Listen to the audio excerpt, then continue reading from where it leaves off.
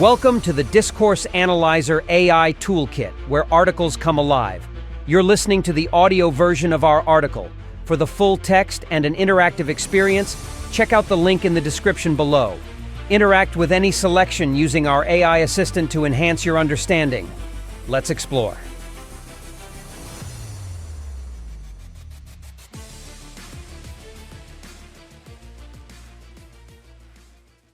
Case Studies in Global Studies Discourse Analysis. Case studies in Global Studies Discourse Analysis provide valuable insights into how language shapes and is shaped by global dynamics. This essay explores several case studies, each focusing on different aspects of global discourse, global migration narratives, and Stephen Castle's work on migration and discourse framing, media representations of global conflicts with Edward Said's analysis of Orientalism, environmental discourses in global politics through John Dryzik's insights, human rights discourse on a global scale with Upendra Baksi's examination, and economic discourses in globalization via Susan Strange's study of global economic narratives.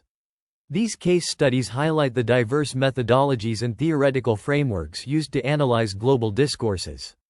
1. Global migration narratives and discourse analysis. Stephen Castle's work on migration and discourse framing. Stephen Castles is a prominent sociologist and scholar whose work on migration has significantly influenced the field of global studies, particularly through his analysis of migration narratives and discourse framing. Castles' research emphasizes how migration discourses are constructed and the implications these narratives have on policy, perception, and the lived experiences of migrants. Here's a detailed exploration of his contributions to the discourse analysis of global migration narratives.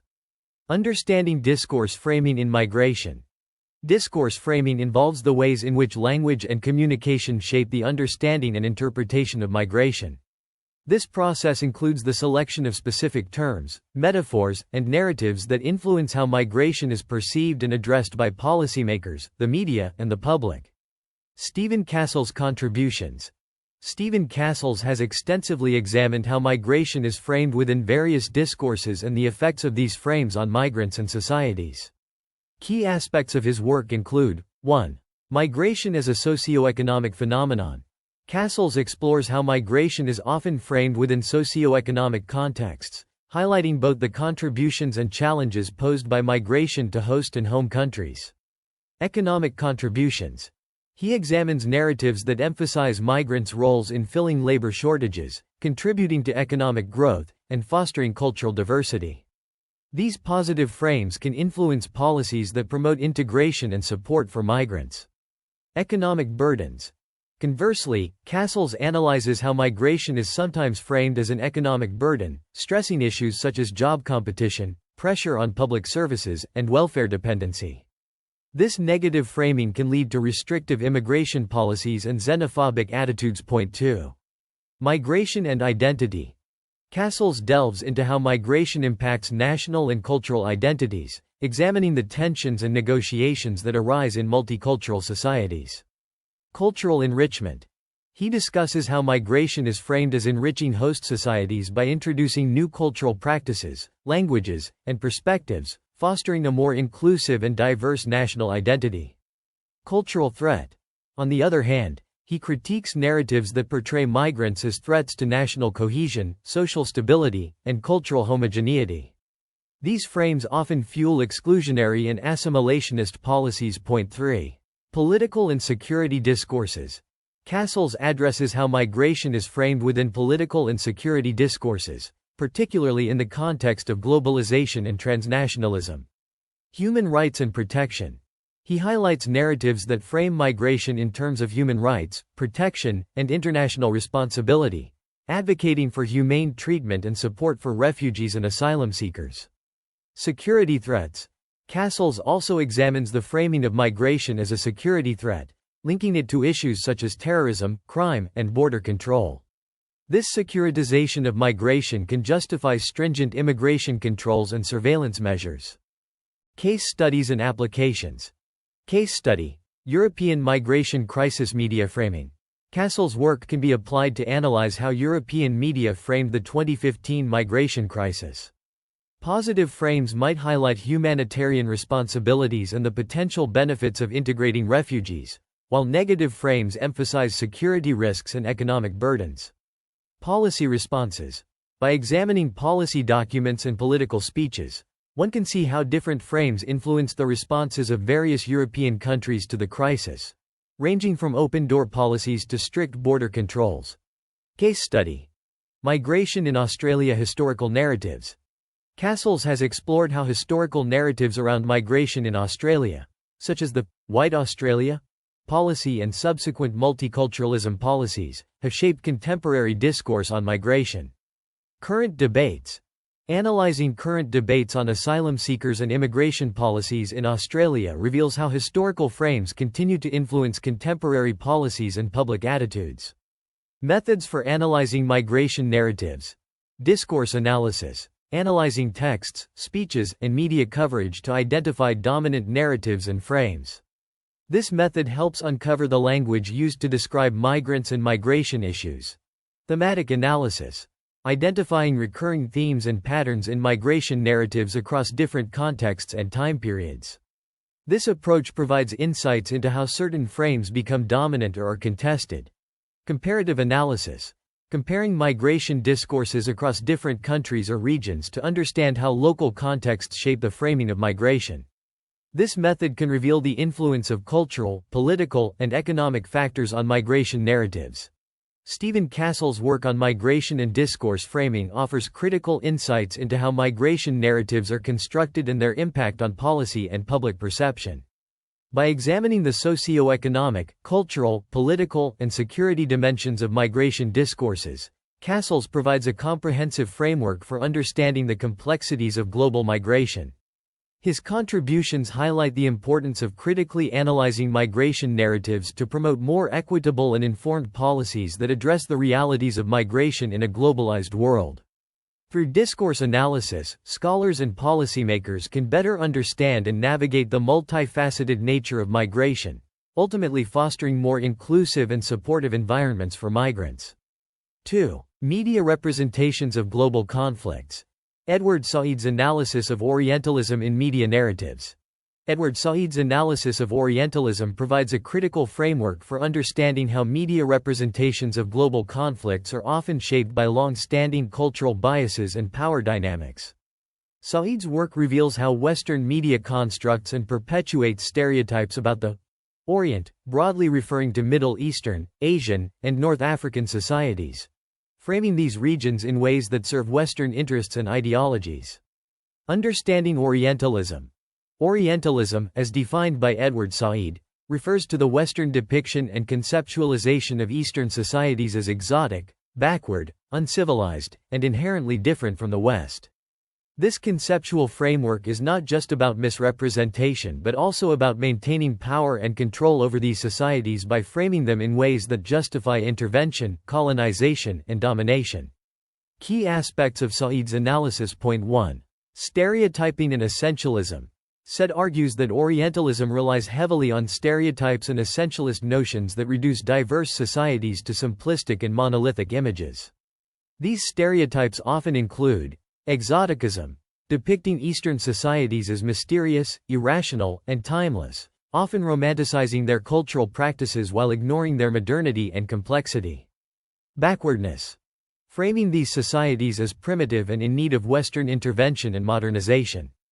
Threat, portraying the East as a source of danger, violence, and instability, often linked to terrorism, religious extremism, and authoritarianism. Point 2. The role of media. Said emphasizes the role of media in perpetuating Orientalist discourses by consistently framing global conflicts in ways that reinforce these stereotypes. Media representations often shape public perception and policy by selective coverage, focusing on aspects of Eastern societies that fit Orientalist narratives while neglecting their political, economic, and cultural diversity. Sensationalism, emphasizing violence, chaos, and exoticism to attract viewers, which can distort the reality of the situations being reported.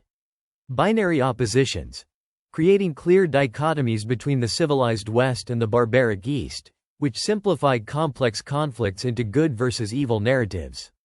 Case study. Media representations of the Middle East. Gulf War, 1990–1991, media framing.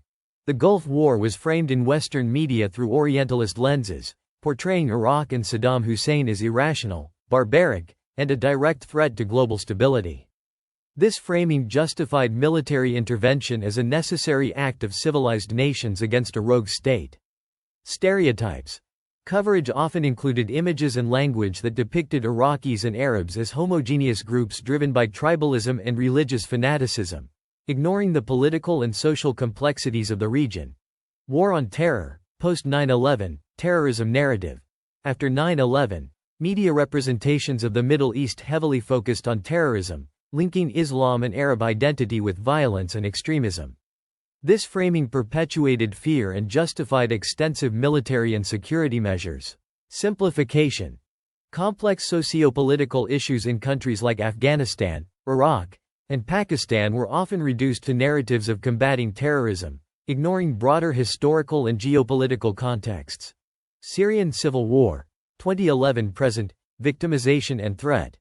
Media coverage of the Syrian civil war has oscillated between portraying Syrians as victims in need of Western humanitarian aid and as potential threats due to the refugee crisis. This dual framing reflects Orientalist themes of both pity and fear. Selective attention.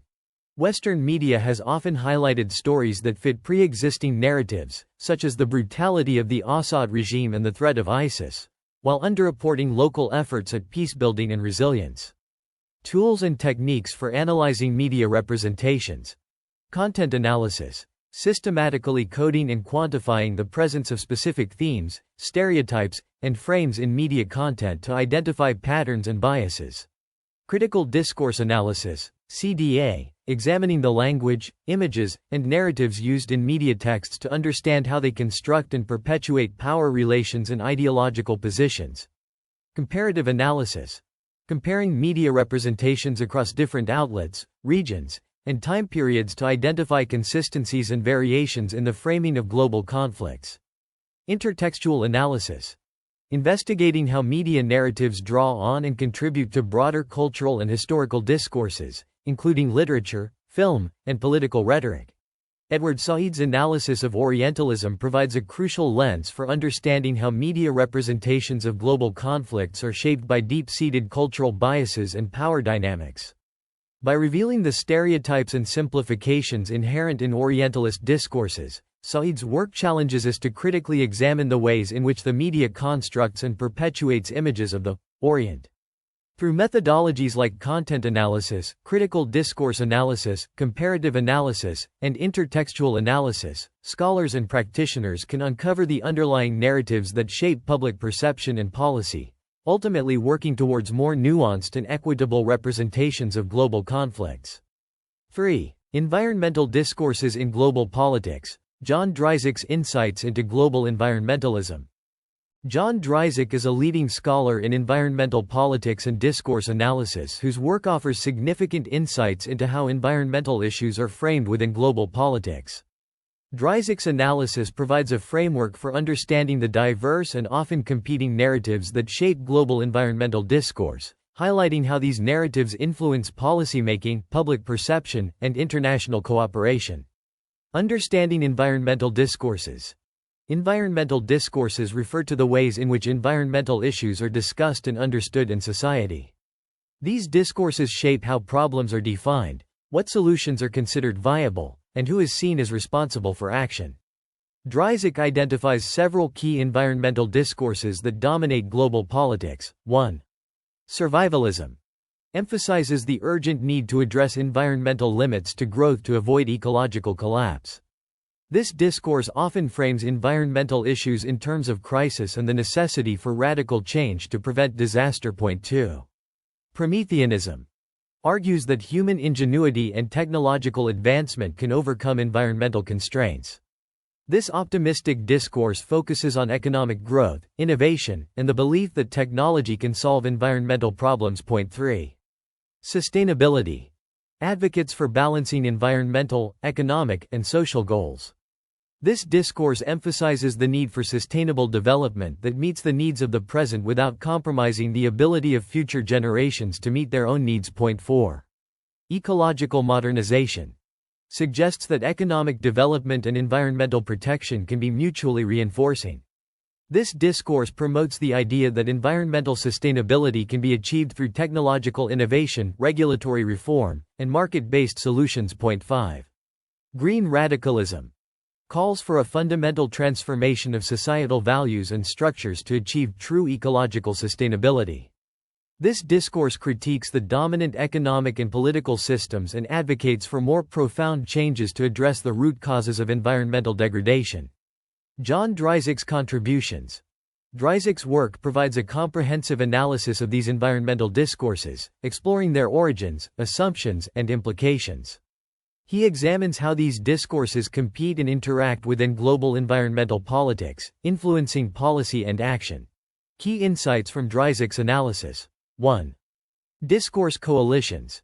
Dryzik highlights the formation of discourse coalitions, groups of actors who share a common discourse and work together to promote it. These coalitions can include governments, non-governmental organizations, NGOs, businesses, and international organizations.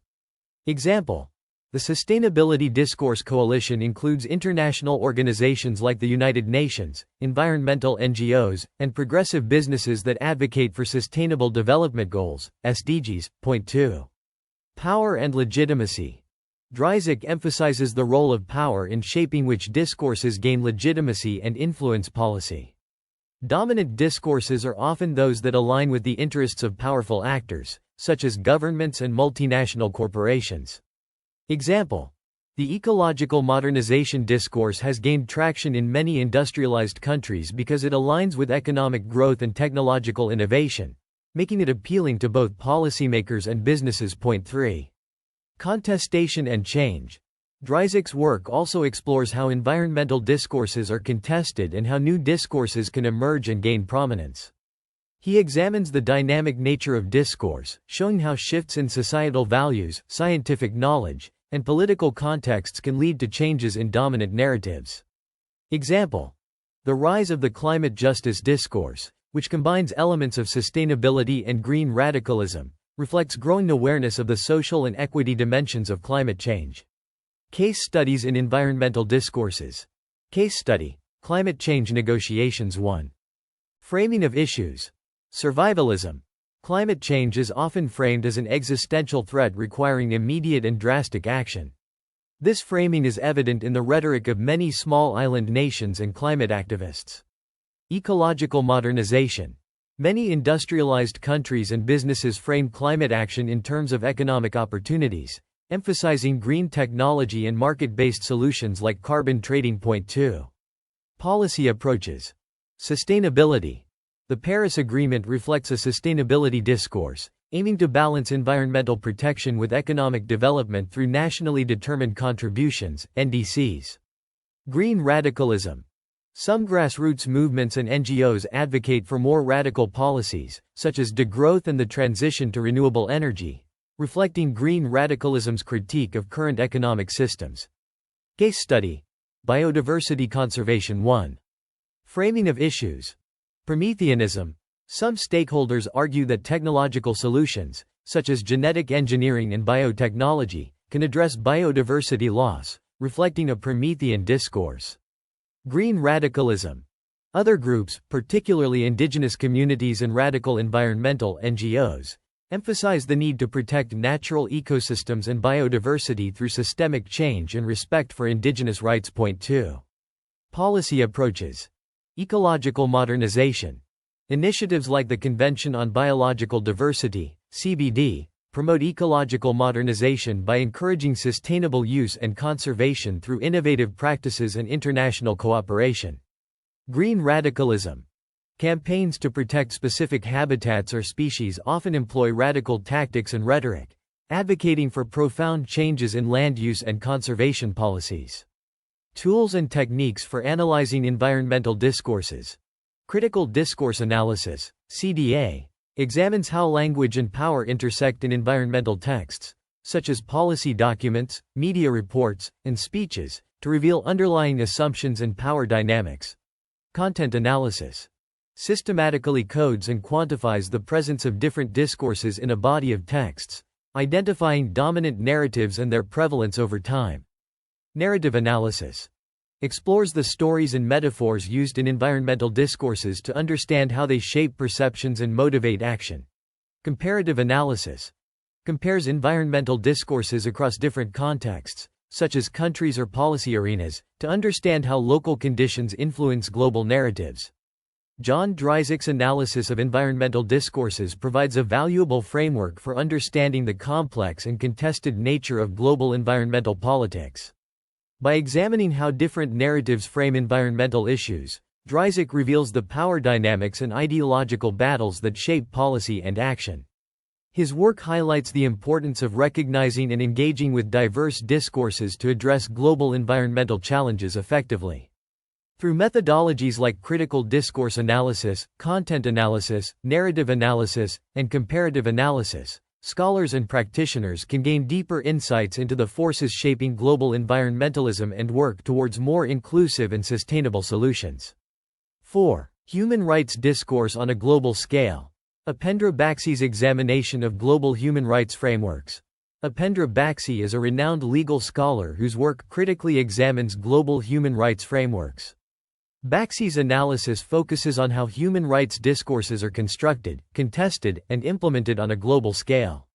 His insights into the power dynamics, cultural contexts, and legal structures that shape human rights discourse offer a nuanced understanding of the global human rights landscape. Understanding human rights discourse. Human rights discourse refers to the ways in which human rights are talked about, understood, and acted upon. This discourse is shaped by international legal instruments, national laws, cultural norms, and political agendas. Baxy's work emphasizes the importance of critically examining these discourses to understand their implications for justice, equality, and human dignity. Key aspects of Upendra Baxy's analysis. Point 1. Critique of Western-centric human rights. Baxy critiques the dominance of Western-centric perspectives in global human rights discourse. He argues that human rights frameworks often reflect the values and priorities of Western countries, which can marginalize non-Western perspectives and experiences. Universalism versus relativism. Baxy highlights the tension between universal human rights principles and cultural relativism. He questions the assumption that Western notions of human rights are universally applicable, advocating for a more inclusive approach that respects cultural diversity. Point 2. The politics of human rights. Baxy emphasizes that human rights are inherently political.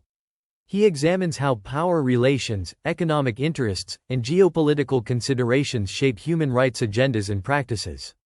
Global governance. Baxy's work explores the role of international institutions, such as the United Nations and the International Criminal Court, in enforcing human rights norms. He critically assesses how these institutions navigate the political pressures from powerful states and interests. Economic and social rights. Baxy argues for greater attention to economic and social rights, which are often overshadowed by civil and political rights in global human rights discourse. He highlights the importance of addressing issues like poverty, inequality, and access to basic services. Point 3. Human rights and globalization. Baxy explores the impact of globalization on human rights, examining how global economic policies, transnational corporations, and international trade agreements affect human rights conditions. Corporate accountability. Baxy calls for stronger mechanisms to hold transnational corporations accountable for human rights abuses, arguing that economic globalization has often prioritized profit over people. Resistance movements. He also studies grassroots movements and civil society organizations that challenge global economic policies and advocate for human rights, emphasizing the role of local actors in shaping global discourses. Case studies in human rights discourse. Case study. International Criminal Court, ICC, Western influence. Baxy critiques the ICC for being influenced by Western powers, particularly in its focus on African cases. He argues that this selective justice undermines the legitimacy of the court and reflects broader power imbalances in the global legal system. Alternative perspectives.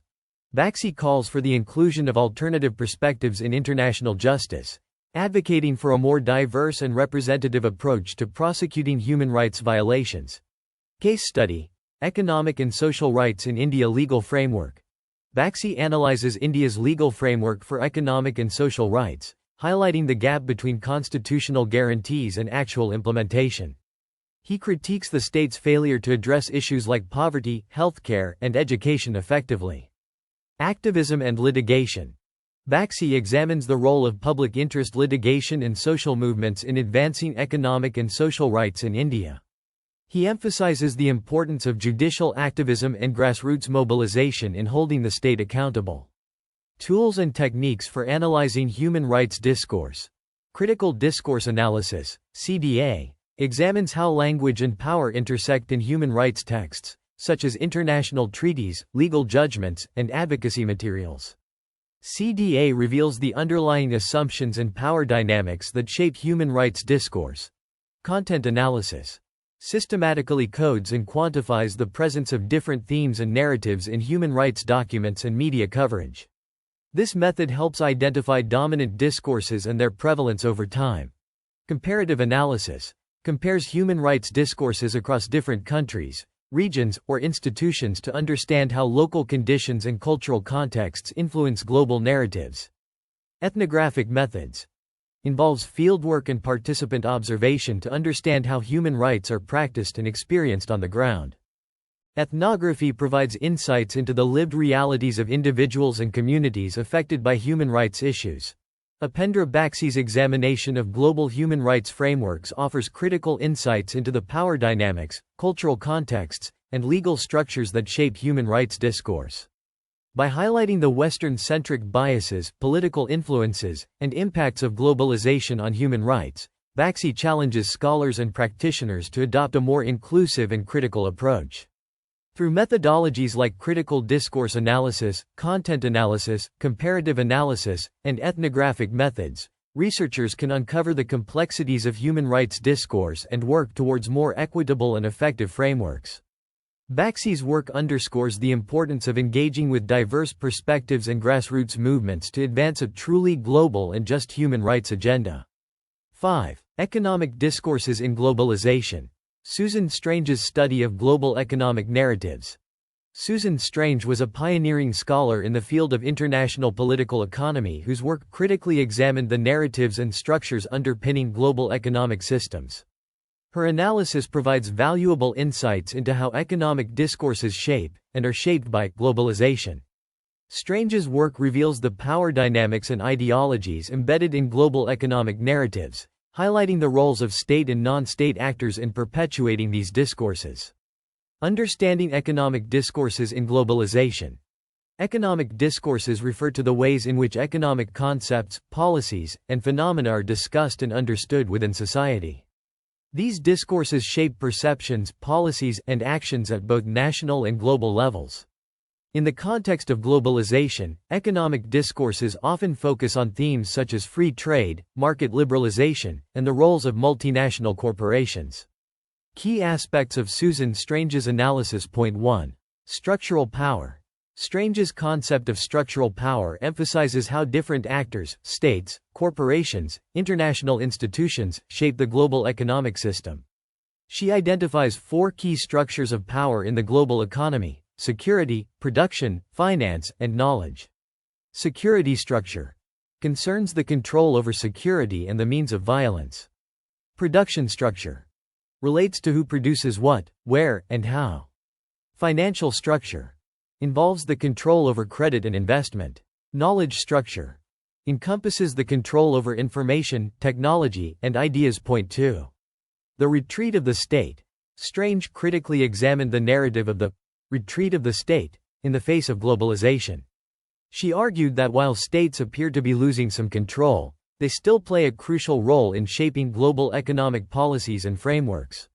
State versus market. She challenges the dichotomy of state versus market, illustrating how states and markets are interdependent. States create the regulatory frameworks within which markets operate, and markets influence state policies. Point 3.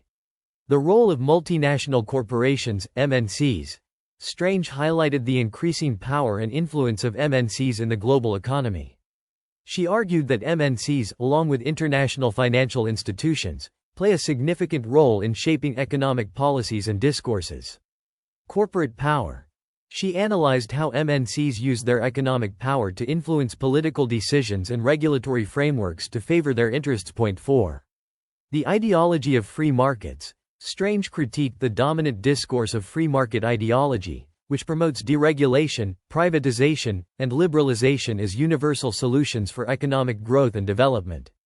Critique of neoliberalism. She pointed out the negative impacts of neoliberal policies, such as increasing inequality and undermining social welfare systems. Strange emphasized the need for more balanced and equitable approaches to global economic governance. Case studies in economic discourses. Case study: The Asian Financial Crisis, 1997–1998, 1. Narrative construction. Blaming the victims. Strange's analysis would focus on how the crisis was framed in Western media and policy circles, often blaming Asian countries for poor governance and crony capitalism, while downplaying the role of speculative capital flows and structural weaknesses in the global financial system. Policy responses.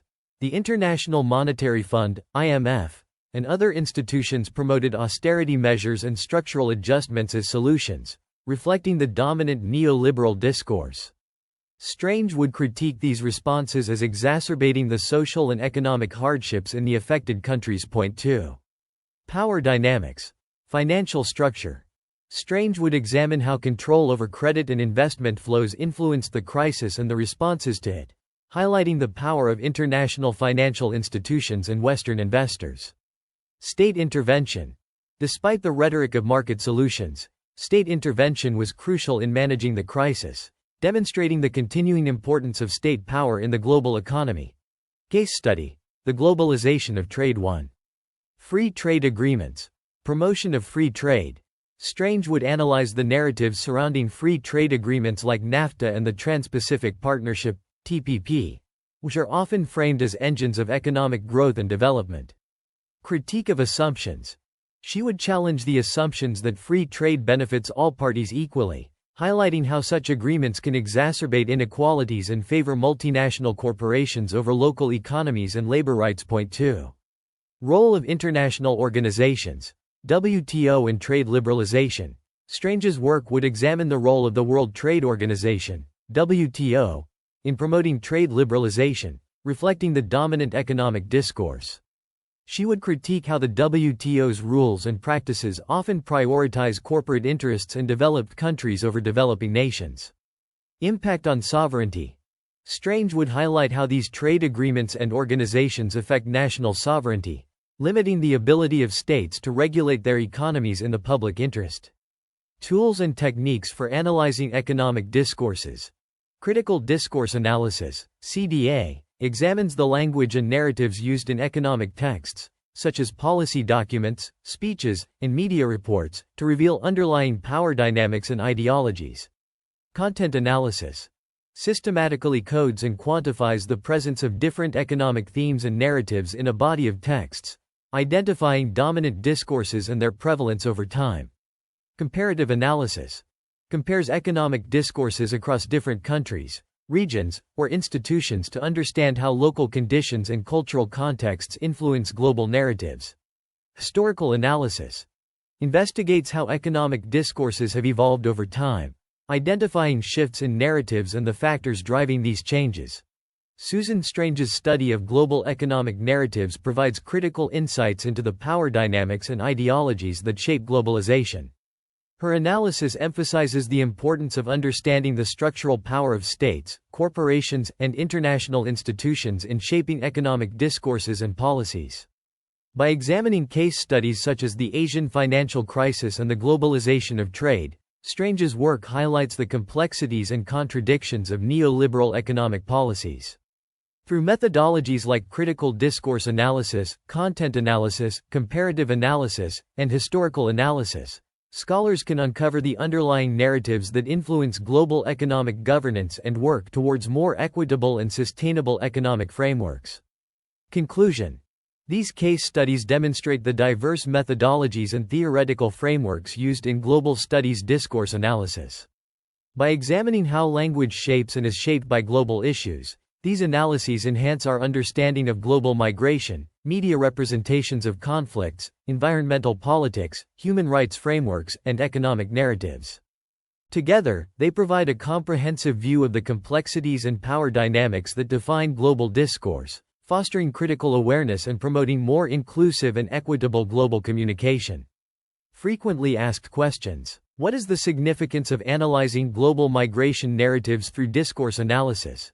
Analyzing global migration narratives through discourse analysis is significant because it helps uncover how language and communication shape public perception, policies, and attitudes towards migration.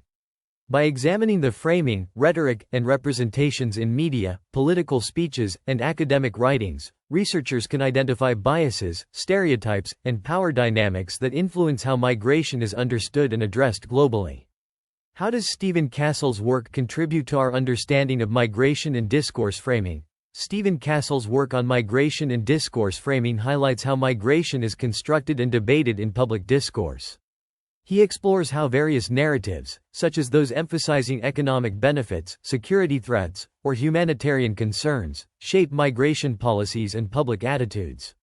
Castle's analysis reveals the complex interplay between migration discourses, political agendas, and social perceptions. How are global conflicts represented in media, and why is this important for discourse analysis?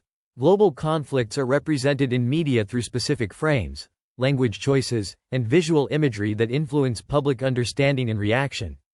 Media representations can either humanize or demonize parties involved in conflicts, shape perceptions of legitimacy and justice, and impact international responses. Discourse analysis of media representations helps uncover these biases and the role of media in shaping global narratives. What are Edward Said's contributions to understanding Orientalism in media narratives? Edward Said's analysis of Orientalism in media narratives reveals how Western media often constructs and perpetuates stereotypes about Eastern cultures, portraying them as exotic, backward, and fundamentally different from the West. Said's work emphasizes the power of media in shaping perceptions and justifying political and cultural domination. His insights help discourse analysts critically examine how media narratives reinforce or challenge cultural biases and power imbalances. How do environmental discourses shape global politics, and what insights does John Dryzek provide? Environmental discourses shape global politics by framing environmental issues in ways that influence policymaking, public awareness, and international cooperation. John Dryzek's insights into global environmentalism highlight how different environmental discourses, such as those emphasizing sustainability, ecological limits, or market-based solutions, compete and interact. Dryzek's work helps understand the political implications of environmental narratives and the role of discourse in shaping environmental governance. What is the focus of Upendra Baksi's examination of global human rights frameworks? Upendra Baksi's examination of global human rights frameworks focuses on how human rights are constructed, interpreted, and contested in global discourses. Baksi critiques the dominant legalistic and Western-centric approaches to human rights, advocating for a more inclusive and diverse understanding that acknowledges the voices and experiences of marginalized groups. His work reveals the power dynamics and ideological biases inherent in global human rights discourse. How does Susan Strange's study of global economic narratives contribute to discourse analysis? Susan Strange's study of global economic narratives examines how economic ideas and policies are constructed and disseminated through global discourse. She explores how narratives of globalization, free trade, and economic liberalization are framed to support specific economic interests and power structures. Strange's analysis helps uncover the ideological underpinnings of global economic discourse and its impact on policy and international relations. How can discourse analysis of global migration narratives impact policy making? Discourse analysis of global migration narratives can impact policy making by revealing how language and framing influence public perception and policy decisions. By identifying and challenging biased or stereotypical representations, discourse analysis can promote more informed, equitable, and humane migration policies that consider the complexities and nuances of migration experiences. What are some key themes in Edward Said's concept of Orientalism that are relevant to media analysis? Key themes in Edward Said's concept of Orientalism include the portrayal of Eastern societies as exotic, primitive, and inferior to the West, the construction of a binary opposition between the civilized West and the backward East, and the use of these narratives to justify colonialism and cultural domination. These themes are relevant to media analysis as they help identify and critique persistent stereotypes and biases in media representations of Eastern cultures. How do environmental discourses influence international environmental agreements and policies? Environmental discourses influence international environmental agreements and policies by framing environmental issues in specific ways that shape priorities, strategies, and responses. For example, a discourse emphasizing the urgency of climate change can lead to more ambitious policy commitments, while a market-based discourse might prioritize economic incentives and technological solutions. Understanding these discourses helps analyze the motivations and implications of international environmental actions. What challenges does Upendra Baxi identify in the global human rights discourse? Upendra Baxi identifies several challenges in the global human rights discourse, including the dominance of Western-centric legal frameworks, the marginalization of non-Western perspectives, and the tendency to prioritize civil and political rights over economic, social, and cultural rights. Baxi advocates for a more inclusive and pluralistic approach that recognizes the diversity of human rights experiences and challenges. How can discourse analysis help address economic inequalities highlighted by Susan Strange's work? Discourse analysis can help address economic inequalities by uncovering how global economic narratives perpetuate power imbalances and marginalize certain groups. By critically analyzing the language and framing of economic policies and debates, researchers can challenge dominant ideologies and promote more equitable and inclusive economic discourses that consider the needs and perspectives of disadvantaged populations. How do media representations of global conflicts affect international relations and public opinion?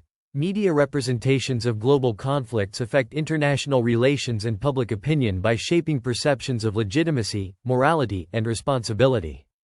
Positive or negative portrayals of conflicting parties can influence diplomatic actions, humanitarian responses, and public support for interventions.